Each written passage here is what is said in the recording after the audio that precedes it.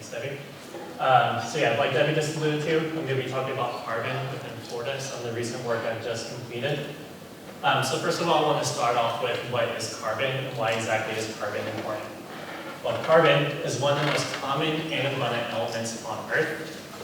It's found in a variety of different forms. These include inorganic forms. Inorganic meaning that there's just a single carbon atom. So the most common thought of example on that is carbon dioxide or CO2. Carbon can also be found in organic forms, meaning that there are two or more carbon atoms bonded together. So these include proteins, fats, and sugars, all of which form the basis of life. So without carbon, we really wouldn't have life as we know it today. So if you imagine all of that life that contains all that carbon, as all these living organisms die, they eventually decompose, and all the carbon that is stored within those organisms can eventually be integrated within the soil. And that's where they could potentially, all that organic carbon could be stored in that soil for thousands to even millions of years, which can help offset the amount of carbon dioxide that is in our atmosphere.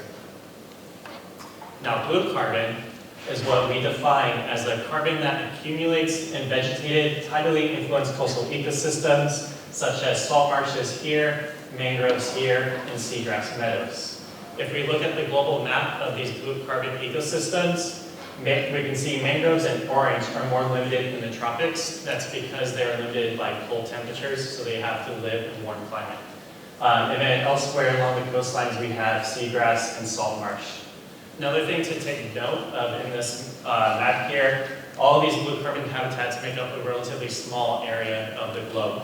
But if we look at the amount of carbon they accumulate in their soil, or the carbon buried in their soil, we actually see the amount of carbon buried per unit area is actually greatest within these blue carbon habitats compared to some more inland systems like tropical, boreal, and temperate forests. So when we're looking for ways to help reduce the amount of CO2 in our atmosphere and help to reduce the effects of climate change, a term we call mitigation, these blue carbon habitats might be a great way of doing that.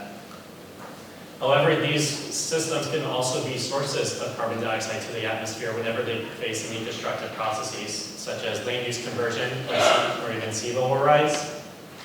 And the economic damages estimated to be a result of this release of carbon dioxide is around $18 billion per year. Now, like I alluded to before, I looked at blue carbon here in Florida, where in this case the mangroves are now in green, and again they're located in South Florida because they are limited by cold temperatures. And then we have salt marshes in yellow, more in North Florida. However, we're starting to see the expansion of mangroves into salt marshes as the climate warms. And so my area of focus was looking at these areas in northern Florida where we're starting to see the mangroves migrate into salt marshes for both the Atlantic coast and Gulf Coast. And so here's just a quick video just showing how we went out and collected our samples. So this is from the Atlantic coast, collecting our samples here. We are dragging the equipment out into the salt marsh. And then here we have our vibe recording rig. So this is just a rig that we'll be using to collect our samples. In the middle of the rig is this long aluminum pipe. That long aluminum pipe we push down into the soil. As it goes into the soil, it fills up with soil, and that becomes a soil core. So we collected 3 cores from both coasts of Florida. We collected 1 core from the salt marsh, as you see here. We collected 1 core from a transition site where the mangroves are migrating into the salt marsh, and we collected a 3rd core from a mangrove site. And so what we saw when we took the cores back to the lab and we split them in half and looked at the carbon content of those cores, of the 3 different habitats, marsh, mangrove, and transition for both the Atlantic and Gulf Coast, it was actually the transition sites that actually buried the most carbon of all 3.